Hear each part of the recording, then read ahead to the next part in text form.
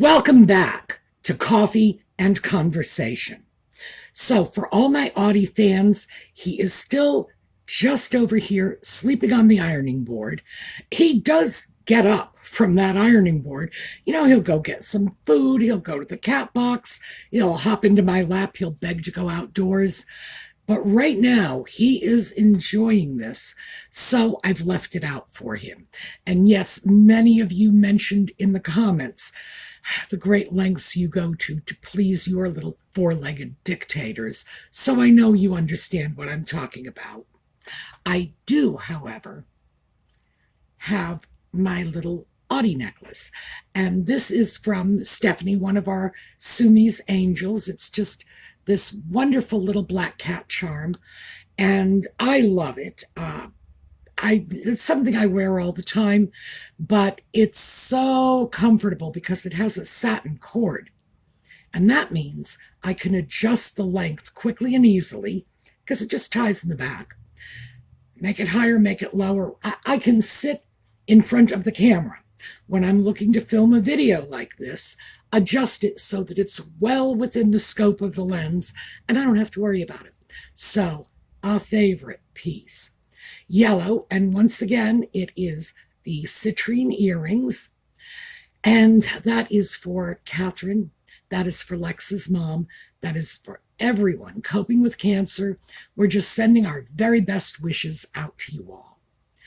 So when we come back, I thought we would do a follow-up on yesterday's video and talk about the perils of aging and throw away some makeup. So when we come back.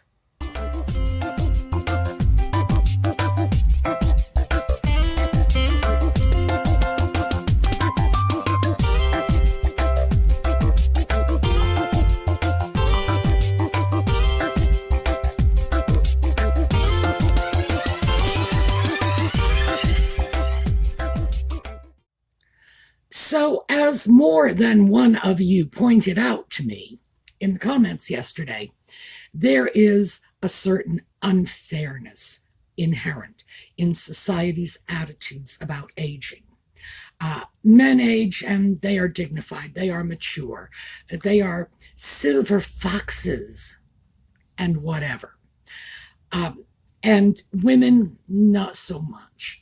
Now, I think we all know that goes back to the far distant past when a woman's value was primarily in her ability to breed children. It's unfortunate that we're here in the 21st century and still thinking in these terms, but it is true. Younger women have the appearance of more fertility. Men can father children at any age, at least theoretically. So yeah, basically, if you want the explanation in a nutshell, it's women are bound by that biological breeding clock. And the minute you hit menopause, you are of no more value. Wow. And I guess ultimately, that's the bottom line on it. There's nothing we can do to change this except, see, there is one thing. We can just make sure we're still seen. We can refuse to allow society to marginalize us or sideline us. We can just say, no, I'm not going to let you relegate me to the background or the other side of the street. Thank you very much. If older women are out in the world, in their communities, living their lives, eventually society will catch on. So, yeah, it's there. It's available to us. It's polite. It's dignified. It's non-confrontational. All you have to do is just show up. Oh, and I can remember years ago, it was one of my professors, I think, who first said it to me. 90% of life is just showing up. And by the way, I do think he was quoting Woody Allen. So yeah, let's all take Woody Allen. Oh gosh. Let's not take Woody Allen's advice. Okay, let's take my old college professor's advice and just continue to show up. That's all. But remember here, and this is key, when you go out into the community as an older woman, you are, to many of the people who will see you out in that community, a representation of all older women. So bear that in mind, because, yeah, of course, everyone has the right to live their lives as they please. If they want to go out, they go out. If they want to stay home, they stay home. But when going out into the public eye makes you a representative of your entire generation, it does carry some responsibilities. So that's all I'm going to say. You be guided by your own good sense, your own hard-won wisdom, and your own conscience. I also, while we are all gathered here, wanted to take advantage of the opportunity to just throw away my makeup, basically. I have I think everything here somewhere. It's all around me. And let me start with, this is my makeup bag. Now, this, I got this not too long ago, probably about, I don't know, maybe 10 years ago, to replace the previous makeup bag, which was much smaller. And in fact, this is a very generous size. So when I start to outgrow this, I know I am buying more makeup than I am actually wearing, or probably ever will wear. So here's the bag. This is the goal. If it doesn't fit at the end of the day, it's going to have to go. So let me show you what I have in here to start with. Because in addition to this being a makeup bag, it's also something of a travel bag. So if I have to go somewhere and bring anything with me, that is the bag it's going in. So let me start with this. This is a very tiny little makeup brush, and it's got a brush cover on it. And if they don't come with these little brush covers, which is just a little cylinder of plastic, I will make one. And it's got a tiny paintbrush. And basically that's what it is. It's a paintbrush. It's something that can be used for the application of things like a lipstick or liquid eyeliner. I don't use that. If I did use liquid eyeliner, I could use this, but it's just a very small brush. I don't think I have used this brush in many, many years, but I always keep it in the bag just in case, mostly because it's so tiny, it hardly takes up any room. Emery boards. I usually keep 2.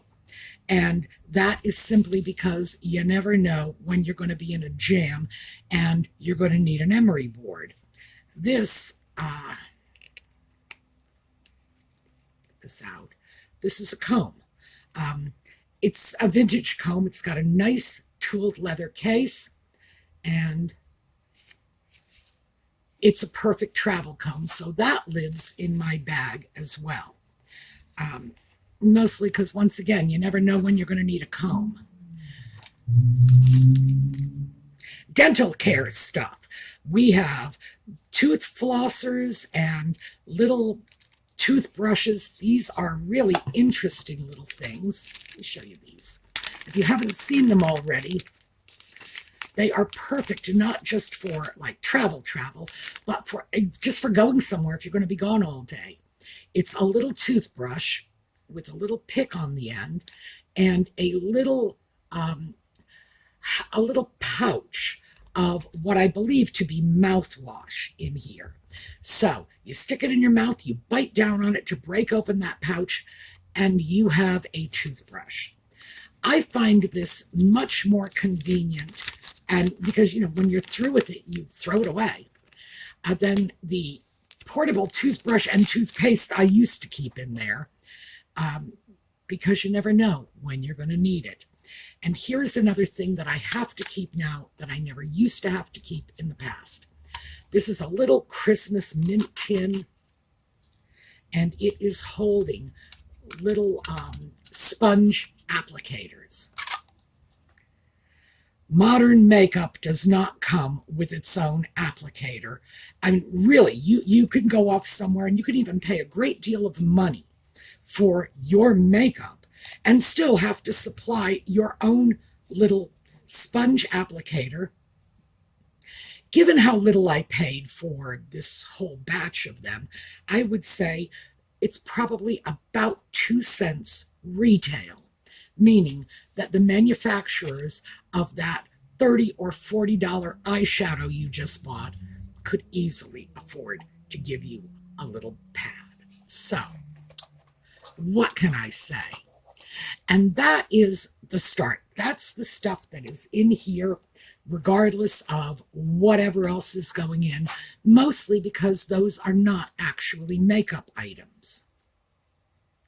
So, this is the famous lipstick. From the 1980s, Germaine Montet 79. And I was surprised because that's what I said it was yesterday. And I was wondering if I had gotten that right.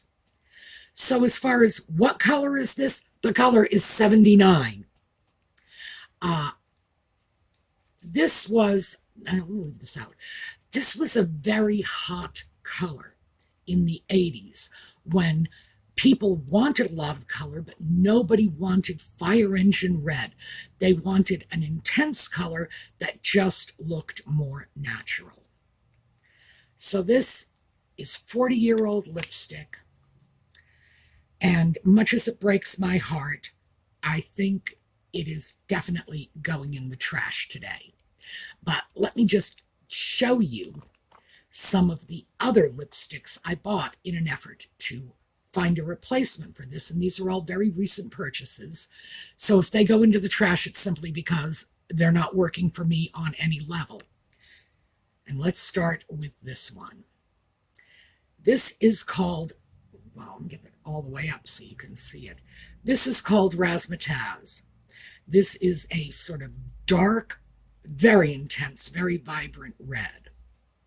What was I thinking? This is from Avon. By the way, I get my makeup from all over the place. This one was from Saks in New York. Avon. Oh, by the way, Razzmatazz, goodbye. That is a color that does not work for me. I have no idea what I was thinking. I got several of these lipsticks when Avon had something of a sale on them because they have a wonderful creamy consistency. And this one, let's see, I had to write this down because that's where the information is, meaning I had to take a photograph of it. I had to transfer the photograph to my computer and then digitally enhance it because I don't think I ever was able to read anything that small. And this one is called Bare All, which is a natural sort of lip color. It's just supposed to be your lips. I don't know. I don't think it suits me. Looking at the top of the lipstick, I can see I've worn it a couple of times, but it made no impression on me, and no. And this next one is, no, I'm sorry, that wasn't Bare All, that was Marvelous Mauve. This one is Bare All. As you can see, not a lot of difference between this one and the last one. And once again, I can tell I've worn it a couple of times. For some reason, it is coming off very, I don't know, flesh-colored on camera. It's not. It's the same color as the last one. Not really. It's like if I want my lips to be that color, I'll just use chapstick. And This one is getting a little closer. This is something called terracotta. Now, let me see if I can get it over here. It's closer. I will probably hold on to this one because that one, I didn't throw it in the trash, but I just did now. That one is gone. This one is a little closer, so I will probably hold on to that for just a little while. And this one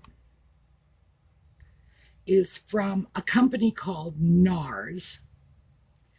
And I think I got this at Sephora. I'm not sure, but I did get this fairly recently. It's a very small tube. Let me just show you that along with this. And remember, this is from Avon. Note the size difference. This is not a sample, by the way. This is a full-size lipstick. All things considered, I bet I paid at least 4 times for this, what I paid for this. However, in my case, smaller is probably better. And I did get this recently as a replacement for that number 79. So, and I have not tried it yet. I probably will. And if I like it, great.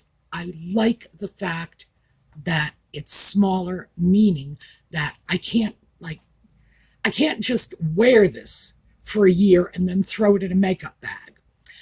It'll be long gone before then. And for something like this, oh, again, size. And remember, this is Avon. This is not a fancy brand. So, yeah. I think actually it's probably a good thing, at least in my case, to get smaller volume containers when I'm getting my makeup, mostly because it eliminates the temptation to just hold this stuff until the next ice age, which seems to be what my plan is. Maybe somewhere in the back of my mind, I am afraid the next ice age will come and all of the lipstick will be frozen. I, on the other hand, will have my ancient lipstick, which probably won't be working anymore. So I'm holding this one temporarily. I want to see what it looks like. Again, I'm holding this one temporarily. My goal is to eventually make a choice between these two, but I am willing to allow 2 lipsticks to go into that bag. After all, I just got rid of like 3 of them. And here, this is another batch of lipsticks. 10 little lipstick samplers that I got recently from Avon, again, in a quest for that. Here, I'm going to open this up so that you can get a better idea of what the colors are. In a quest for that number 79. So I went off and got a sampler that had similar colors. And I'm just going to show you a couple. Like I say, there are 10. So as you can see, my taste in lipstick definitely runs in a certain area. And so those lipsticks, I am setting it aside because the next time I decide to put on makeup, which is probably going to be like a celebration event in my bathroom, I will probably try at least some of those, if not all of them, to decide whether or not I want to keep any of them, maybe order one, I don't know. Seems unlikely, but for the moment, they're going to stay, but they're not going in my cosmetics bag because I firmly believe that eventually they are going to be out of here. So that's all of the lipstick. I'm lipstick easy because, like I say, I have a certain color range that I like, and it is, in fact, a color range that matches my own lip color. So that stuff, and yeah, chapstick, hey, that'll work. I was never a huge fan of lipstick. Lipstick, when I was younger, oh Lord, White. We had white lipstick. Yellow. We had yellow lipstick. I swear we did. I'm going to try to find some pictures of that for you. I did show one yesterday of the pale pinks and peaches. We were breaking away from that fire engine red of our mother's generation, and we weren't doing a good job of it. So that, I think, is where my indifference to lipstick comes from, and why, when I look at lipstick, I really don't want to veer very far away from my natural color. And I would put that out to you just as a guide, as a suggestion. If you are looking to get yourself made up, but you don't want to look overly made up, just stick with colors that are already on your face. That simple. Because I got to tell you, my generation, we look like clowns. We absolutely looked like clowns. I had transvestite friends who would sit with me and critique my various girlfriends and what they looked like. And mind you, these were not ordinary transvestites. These were over-the-top, ultra-flamboyant transvestites, because if they weren't interesting, I wouldn't want them as friends. And they were mortified on our behalf. So, oh, by the way, I should also say that most of my makeup advice came from those trannies. I'm not sure if we're allowed to call transvestites trannies anymore. My transvestite friends back in the day always referred to themselves as trannies. So, just as my little, disclaimer here, when I say it, it's because that was how they self-identified. I don't know what young transvestites are self-identifying as, so forgive me if I've offended anyone, not my intent, but anyway, all my best makeup tips came from them. And they also knew the best places to get really nice shoes that would accommodate my very large feet. So, good for them. But I would say that would be my best advice. If you don't want to look like a clown, try to stick with the colors that are already there. So, colors. Let's move on very quickly to eyeshadow, because I did, in fact, get some new eyeshadow not too long ago. So let's see how I open this. Oh, it would be so helpful if I had some sense of how to open this. Ah, there we are. Brown. I'm pretty sure this color is brown. Well, I don't know what it says on the back. Way too small. Brown. That's it. I have not used anything but some shade of brown as eyeshadow ever since I was in junior high school and gave up the green. And that, by the way, is NARS. That was the same brand as that lipstick I'm holding. And I also picked up this Ilia, I don't know. And I'm pretty sure I did get this at Sephora too. Oh, let me hide the mirror. Again, brown, just lots and lots of brown. And I got this mostly because I thought I would take it home, experiment with the different browns, see which ones I liked. But of course, this was in my not wearing any makeup period, because this is a relatively recent purchase, so I never did it. So these two are going into my makeup bag, because I have a feeling I'm going to stick with this one, but I haven't used this for the purpose for which it was intended, which was brown eyeshadow shopping. So that stays. And that's it. That's all of the eyeshadow I own. And now we're going to go to eyeliner, because I was very lucky in finding this brand, Styla. And this is a crayon, a blendable type eyeliner pencil. And this one is a dark green, it's very dark. It's like a blacky green. And it is called Moray. This one is a very blacky purple. I know, what was I thinking? And it's called Purple Tang.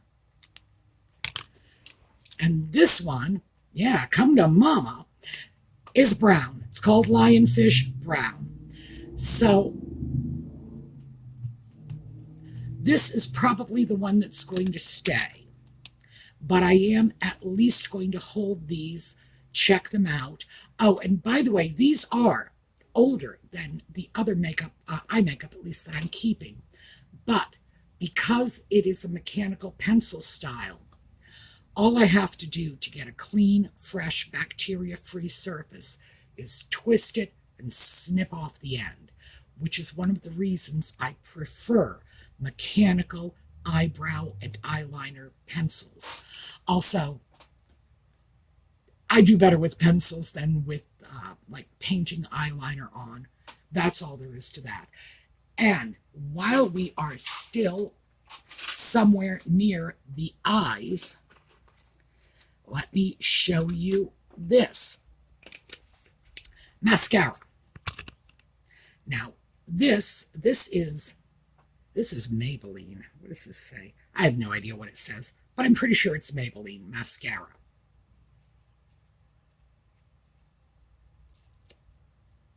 There you go. Nothing special about it, but I liked it because it went on well. Can I even get you back in there? I don't know. Doesn't matter. I'm throwing it away anyway. It does not need to get back because it's too old. This was a recent acquisition.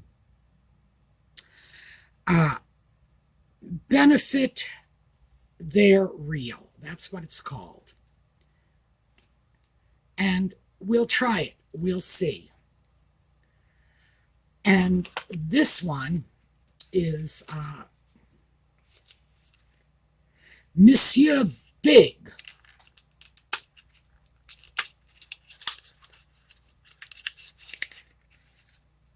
And as you can see, hasn't even been taken out of the box, so brand new. And I need to try those two. One will stay, one will go. So that is not quite, oh dear, yes. The Great Disappointment. There is a company out there called Honest Beauty. Oh, here, sorry. Let me show you this one, because this is the full-sized here. Honest Beauty.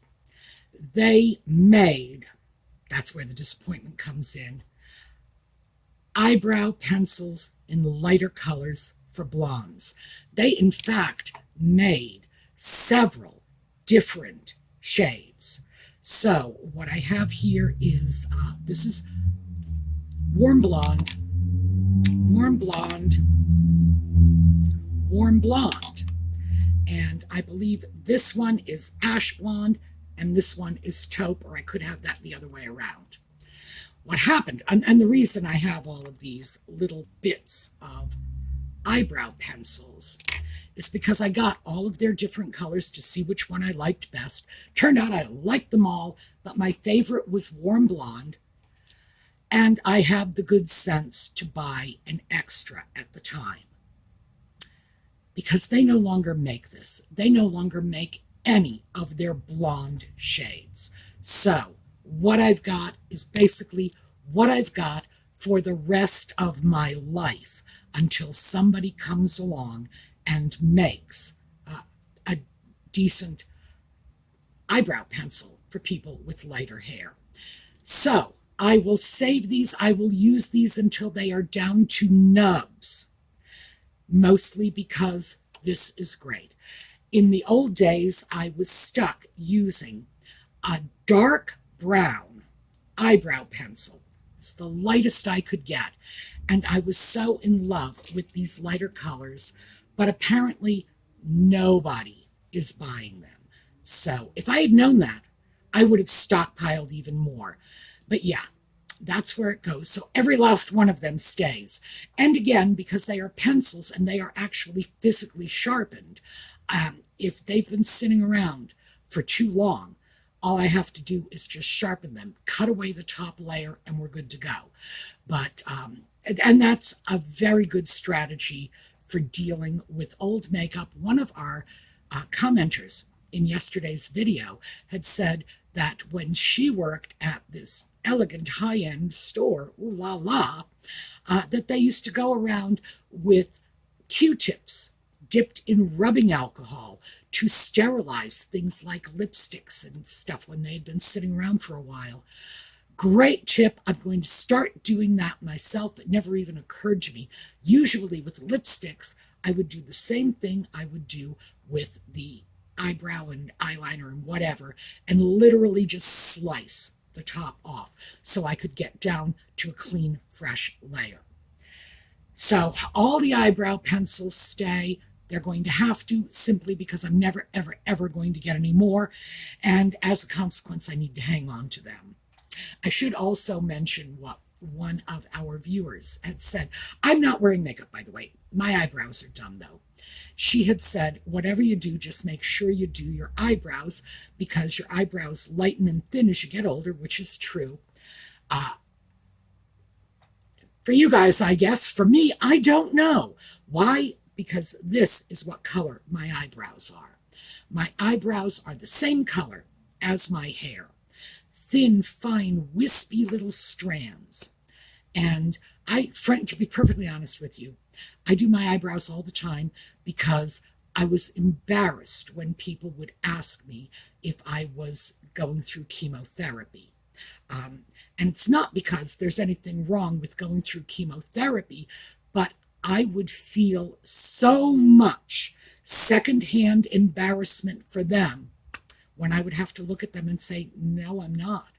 And they would be just mortified that they even asked. But I understand why they say that, because usually, if you don't have any eyebrows, you're either making some strange punk rock statement, and at my age, people don't usually suspect me of that, or chemotherapy. Or alien, I'm sorry. Let me throw that in. Alien, having taken over a human being for some reason. That's the only other possibility. So yes, I do deal with my eyebrows no matter what. It does not matter if there's nothing else on my face. I make sure my eyebrows are there. And the viewer who mentioned that, all I could think of is my friend Morag, who insisted on it, and she's the one who got me into it, because she too would be asked if she was ill when she would go out and people didn't see the eyebrows. And for my Scots friends, Morag is not a common name in this country.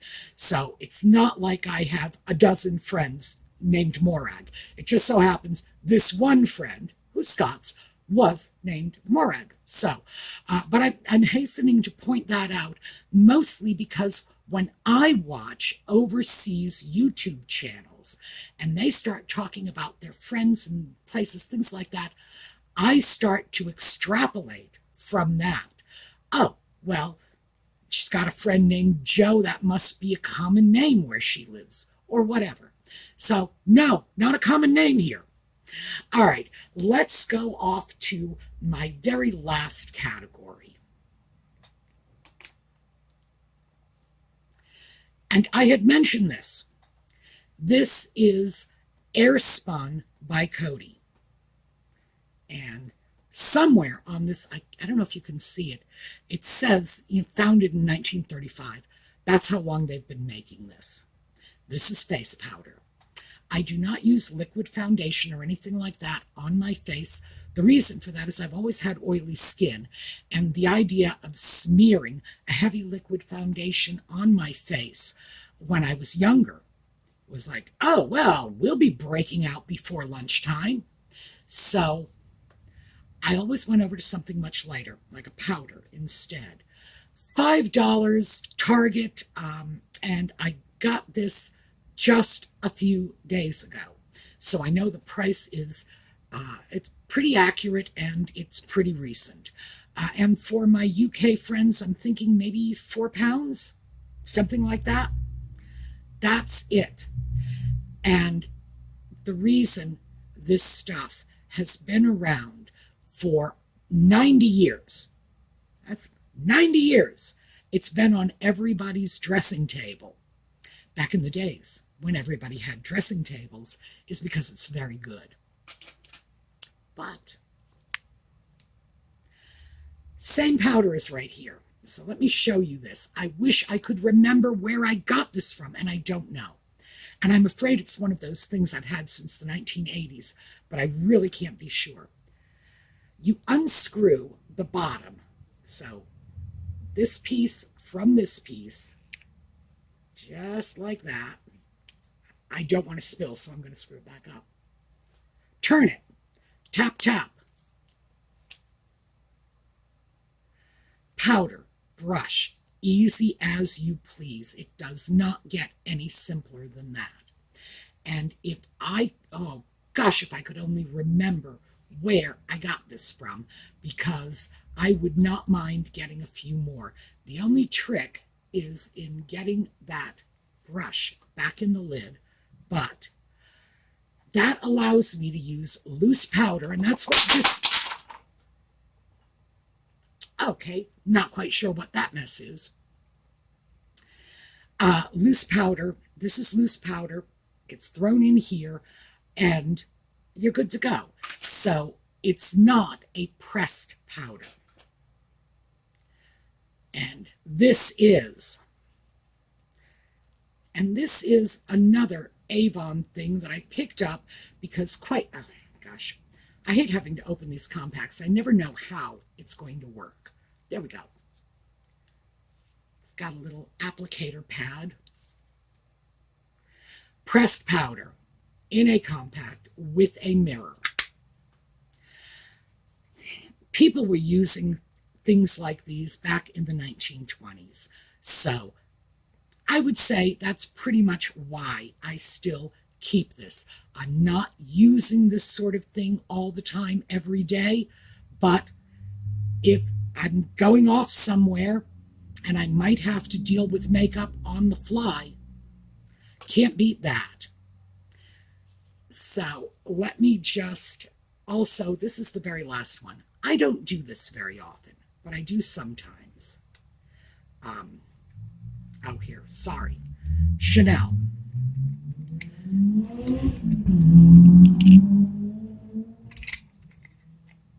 Powder blush. It's actually much darker than it appears on the camera. Comes with its own little brush. Why? Because, I don't know, maybe Chanel loves me more than the new cosmetics manufacturers do, but that's how things came in my day. It also has this lovely little protective plastic, and bang, and you shut it and you're done. I don't generally wear a lot of blush, but I like to have it if I want it. And that whole mess that fell on the floor, excuse me, I'm going to pick some of that up and show you. Okay, this was my last find a new product adventure. These are all like concealers. I get these to deal with the fact that I kind of have raccoon eyes. So I got all kinds of them. I'm not even sure what all the brands are. They're all going to have to be thrown away because unfortunately these do go all over my face, you know, too close to my eyes, and they are old. Now, I wish I could remember, because this is not a new undertaking, find a good concealer. This is something that I got, I started working on like 5 years ago when I was wearing makeup. And I tested out a whole bunch of them. And these were the ones that didn't make the cut, frankly. These are the ones that are just going to have to be thrown away. So, let's just throw them away now and be done with it. I am still probably going to hunt down a new concealer, but hey, that is an adventure for another day. But this is what I have ended up with. I have ended up with two lipsticks, these little sample lipsticks.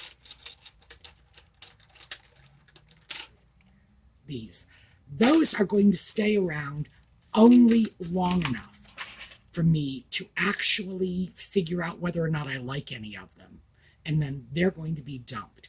I believe at the end of the day, I will have settled on one lipstick. I do not need 100,000 different shades. I'm not going to keep a daytime lipstick and a nighttime lipstick or whatever. That does not suit me. It's never appealed to me. I will decide on one of those. Same thing with the eyeshadows. I'm going to decide which of those stays and which goes. So, and that'll be it. And in the meantime, if I actually bothered to pack this, yes, it would all fit. But it is embarrassing to me that I am keeping so much more makeup now without even really having any great desire to wear it than I did when I was a teenager. Something radically wrong with this picture. Oh, this goes in there too. Here. This is just a little vial of perfume. Let me get that out. See, there you go. And bottles like these, you can get them for a couple of bucks on Amazon. No kidding. And it allows you to take your favorite perfume with you. Now, I tend to keep a lot of perfume samples. That's how I try new perfumes. But as you can see, I'm kind of sample crazy anyway. But I always stick a little perfume in my makeup bag, again, because the bag is leaving the house with me for whatever reason. So that is the last thing that I did not mention in here. So there you go.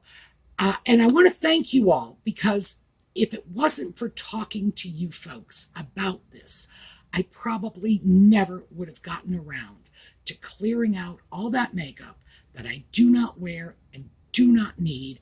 And the only thing I can say is, if you're like me, if you're stockpiling makeup you haven't worn in years, throw it away. Just throw it out. It's no good anymore. Get rid of it. And even though it was a very hard pill for me to swallow, as you can see, I managed to do it. My trash can is full and my makeup bag is now, well, I mean, I suppose I could actually zip it, which would be a change from what it used to be. All right, so thanks for following along with me.